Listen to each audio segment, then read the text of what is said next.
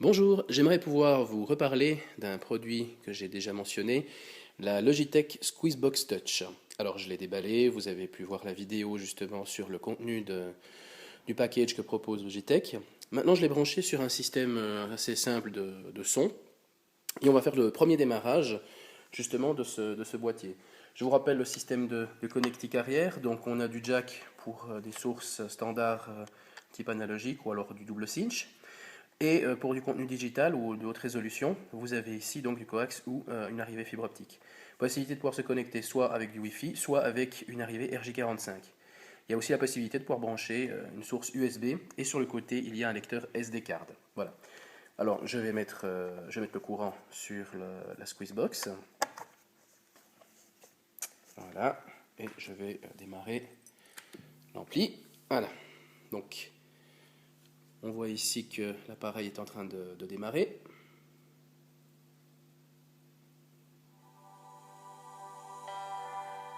Voilà, premier démarrage, c'est sympathique.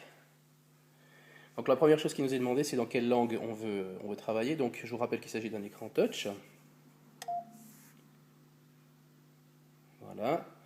Donc il faut d'abord avoir une configuration réseau, ce qu'on va donc configurer. Voilà d'abord la région dans laquelle on est, donc je suis pas en Amérique du Nord. Je vais me connecter avec un réseau sans fil, histoire de pouvoir faire le test. Voilà, donc il a trouvé mon réseau Wi-Fi sans le moindre problème. Je vais vite rentrer le code correspondant à mon réseau. Voilà.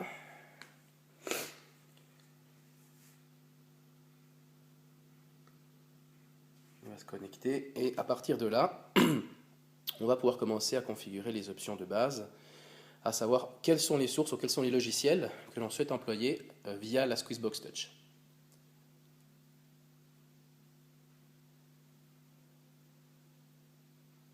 Il prend son temps. Voilà, donc il a réussi à se connecter. Donc là maintenant justement j'ai la possibilité de pouvoir voir qu'il y a une mise à jour du micro-logiciel, donc je vais lui demander de commencer sa mise à jour. Et donc il va télécharger maintenant justement la mise à jour du boîtier, donc du micro-logiciel, en y intégrant les supports éventuellement pour des nouveaux systèmes Wi-Fi ou des nouvelles applications, ainsi que d'éventuels correctifs. Donc ça c'est une chose que vous pouvez faire régulièrement avec le Squeezebox, c'est de vérifier s'il y a des mises à jour. En règle générale, comme il est connecté de façon quasi permanente sur Internet, dès que la mise à jour est disponible, il vous le fait savoir et il suffit simplement de voir l'appliquer. Donc voilà, elle est en train de la télécharger. Donc on voit la barre incrémentielle, ça va prendre un petit peu de temps, on va le laisser faire. Et une fois que ça sera disponible, eh bien, on pourra être en mesure de finaliser sa configuration par rapport aux accès aux différentes sources audio. Voilà, mise à jour terminée. Un redémarrage après, nous nous trouvons face à un écran qui nous demande si nous avons déjà un compte Squeezebox. Donc il faut créer un compte pour être en mesure d'activer et d'enregistrer le produit chez Logitech. Moi j'en dispose déjà de un, sinon vous pouvez directement créer un depuis l'appareil. Donc là vous touchez l'écran et il vous demande de rentrer donc les paramètres par rapport donc à votre compte. Donc ben, moi c'est pas compliqué, voilà. Voilà, je rentre les informations de mon compte.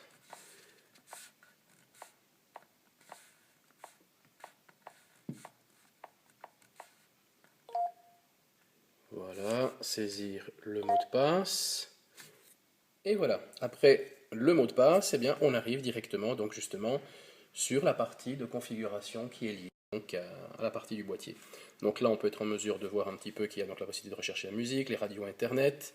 On a une série d'applications qui peuvent être justement aussi installées, on verra ça tout à l'heure.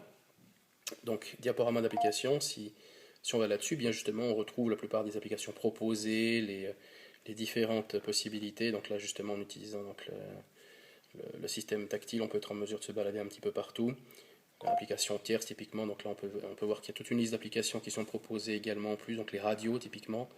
Voilà, là, par exemple, tiens, une montre. On peut installer une montre en fond d'écran. Donc dès qu'on a un logiciel qui nous intéresse, voilà, hop, on l'installe. Vous voyez, c'est assez simple, hein, donc c'est vraiment avec un contrôle tactile. Ça redémarre simplement, donc une fois que l'application est disponible, et on peut être en mesure à ce moment-là de pouvoir donc l'utiliser tel quel. Donc il y a beaucoup d'applications, il y a beaucoup de possibilités. Voilà, donc Dès le redémarrage après l'installation d'une des applications, on peut être en mesure de pouvoir encore être en mesure d'aller par exemple chercher des radios internet. Par exemple, si je demande quelles sont les radios locales, il va me proposer typiquement pour la Suisse, puisqu'il est capable de repérer par rapport à mon adresse où est-ce que je suis. Par exemple, je dis ok, j'aimerais écouter la radio Griffe. Voilà, donc on a le logo de la radio, le titre qui est en train d'être joué. C'est sympa. On peut changer à n'importe quel moment de radio, bien évidemment. 14 degrés au maximum, et les flocons s'abaisseront jusque vers 1600 voilà. à 1800 mètres. C'est sympa. Donc si par exemple j'ai à un moment donné également la possibilité d'installer une partie logicielle, donc il y a le logiciel Squeezebox qui est fourni avec le boîtier, qu'on peut installer soit sur un PC, soit sur un Mac pour partager sa librairie, par exemple la librairie iTunes. Si je souhaite être en mesure directement de pouvoir le faire, le boîtier va analyser dans le réseau quels sont les appareils qui sont à disposition, donc les serveurs de musique à disposition, donc ça peut être soit comme je l'ai dit un Mac, soit un PC.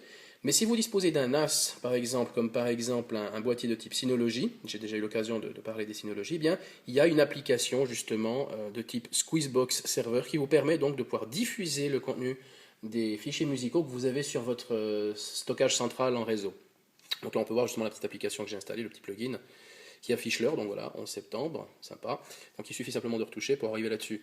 Et si effectivement il trouve, donc comme je le disais, un de ces serveurs, en appuyant simplement sur musique, eh bien, il me dit voilà, disque station, donc c'est mon fameux NAS, et ici il me propose voilà, les albums, les genres, les nouveautés.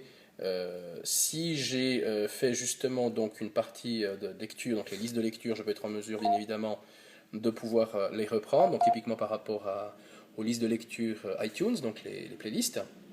Donc là il est capable de pouvoir le reprendre. Voilà, si par exemple je vais dans les albums, voilà, il se trouve que j'en ai importé juste un pour la démo, voilà, je clique dessus. Et il me suffit de pouvoir choisir à partir de quel titre je veux commencer. Et voilà. Donc, on peut toujours afficher l'ensemble des titres.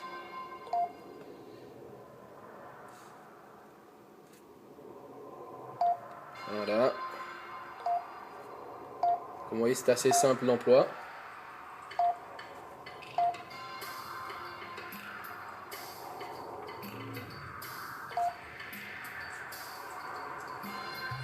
Alors, en touchant l'écran, on peut également avoir donc, différents types de visualiseurs. Équalisation, par exemple. Fort sympathique. Ou alors, simplement, le cover de l'album. Voilà, c'était ma petite présentation de la partie configuration et utilisation du Logitech Squeezebox Touch. Merci et à bientôt.